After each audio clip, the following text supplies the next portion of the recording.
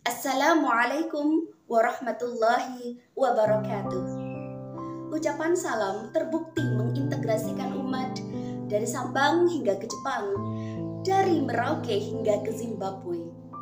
Jepang boleh bangga dengan gunung Fujinya, Amerika boleh bangga dengan patung Liberty-nya, Cina boleh bangga dengan bentengnya yang kokoh. Akan tetapi kita umat Islam haruslah bangga dengan ucapan Assalamualaikum warahmatullahi wabarakatuh. Yang kami muliakan para alim ulama, para masyayikh, para ibu nyai, para pengasuh pondok pesantren se-Kabupaten Sumeneb. Yang kami hormati jajaran pengurus PJ Fatayat Nahdlatul Ulama Kabupaten Sumeneb. Dan yang kami hormati jajaran Dewan Juri Fatayat Berdakwah Virtual kali ini, serta sahabat-sahabat Fatayat yang berbahagia. Bismillahirrahmanirrahim. Alhamdulillahirabbil alamin. Wassalatu wassalamu ala asyrafil anbiya'i wal mursalin wa ala alihi wa sahbihi ajma'in. Hamdan na'imin, hamdan syakirin, hamdan yuwafi ni'amahu wa yukafi mazidah. Ya Rabbana lakal hamdu kama yanbaghi li jalalik wajhikal karim wa 'azimi sultanik. Puji yang maha tinggi, sanjungan yang maha agung, kita persembahkan kehadirat ilahi Rabbi Allah Rabbul Izzati, karena berkat taufik, hidayah, maunah, serta nikmatnya kita bersama-sama bisa menyaksikan daiyah virtual yang diselenggarakan oleh PJ Fatayat Nahdlatul Ulama Kabupaten Sumeneb ini. Salawat bertangkaikan salam menjadi hiasan lisan setiap insan. Semoga selalu terlimpahkan kepada junjungan yang selalu dirindukan oleh setiap insan, yakni Nabi Muhammad sallallahu alaihi wasallam. Allahumma salli wa sallim wa barik alaihi. Para dewan juri, sahabat Fatayat dan pemirsa yang insya Allah diberkahi oleh Allah. Pada kesempatan Fatayat berdakwah kali ini, izinkan kami menyampaikan sebuah pidato yang berjudul Relevansi Meneladani Nabi di Masa Kini. Berawal dari firman Allah dalam surat At-Tin ayat keempat. A'udzu billahi minasyaitonir rajim. Bismillahirrahmanirrahim. Laqad khalaqnal insana fi ahsani taqwim. Nyatanya Allah telah menjadikan manusia sebagai makhluk yang paling sempurna.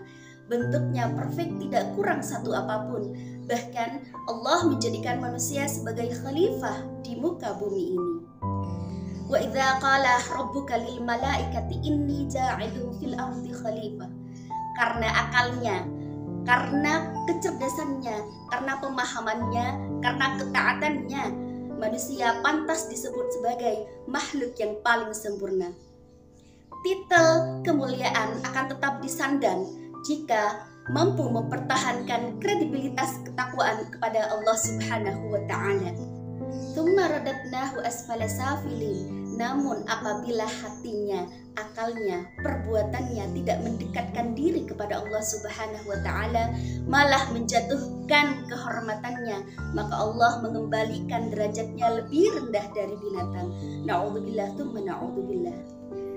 Dewan juri, sahabat Fatayat yang insya Allah dirahmati oleh Allah, maka yang paling pantas dijadikan contoh di zaman yang penuh tantangan ini, di zaman milenial ini, siapa lagi kalau bukan baginda Nabi Muhammad SAW.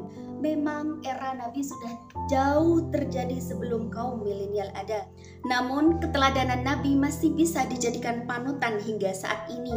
Segala ucapan dan perilaku Nabi masih relevan dengan era yang katanya lebih modern saat ini. Banyak hal yang bisa kita teladani dari Nabi Muhammad SAW. Salah satunya kisah beliau dengan seorang perempuan tua. Saat Nabi hendak menuju masjid, Nabi selalu melintas di depan rumah perempuan tua tersebut.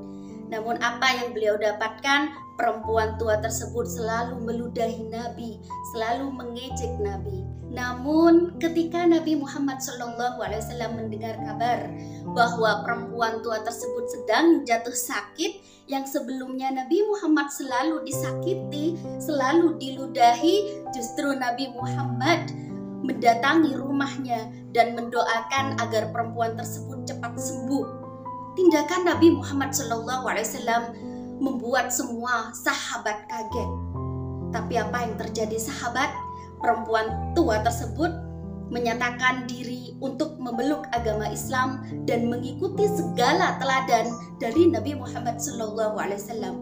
Banyak yang meremehkan tentang sikap sabar pada saat ini. Sabar bisa dijadikan landasan di era milenial seperti sekarang ini. Jangan mudah terprovokasi berita hoaks dan pesan kebencian. Kadang hanya karena terprovokasi di media sosial, amarah tak tertahankan dan dilampiaskan dengan hal-hal yang negatif. Meski era milenial memberikan kemudahan bagi siapa saja untuk mendapatkan informasi yang valid, kenyataannya budaya literasi dan cek dan recheck di tingkat masyarakat masih sangat rendah. Akibatnya, ketika terprovokasi, keramahan berubah menjadi kemarahan. Padahal jihad yang sesungguhnya adalah mengendalikan hawa nafsu. Perlu ditanamkan, kita tetaplah santri. Di masyarakat, kita tetaplah santri. Sepatutnya sebagai santri, kita mengisi jiwa kita dengan akhlak yang mulia, mengisi otak kita dengan ilmu pengetahuan, mengisi fisik kita dengan berbagai keterampilan. Dengan triple H tersebut, head, heart, and hand, kita sanggup menghadapi tantangan zaman yang penuh dengan persaingan. Berbicara masalah tantangan zaman, yakni zaman milenial, hendaknya kita sebagai santri yang mendapatkan ilmu dari para kiai yang jelas sanad keilmuannya, haruslah kita melek informasi, melek media untuk menularkan ilmu dan mengajarkan Islam yang berkarakteristik moderat, tasamuh, adil, dan seimbang antara nas Al-Quran dan hadis, serta sesuai ajaran Ahlus Sunnah wal Jamaah. Para dewan juri, sahabat Fatayat, dan pemirsa yang insya Allah dirahmati oleh Allah, demikianlah yang dapat kami sampaikan. Semoga bermanfaat dan mohon maaf apabila ada salah kata dalam ucapan. Semoga santri yang ada di pondok dan santri yang sudah bermasyarakat menjadi santri yang bertumbuh, berdaya, dan berkarya. Selamat Hari Santri 2021. Jika ada sumur di ladang, bolehlah saya mengelilingi dan jalan-jalan. Jika ada umur panjang, sampai jumpa di Hari Santri tahun depan. Assalamualaikum warahmatullahi wabarakatuh.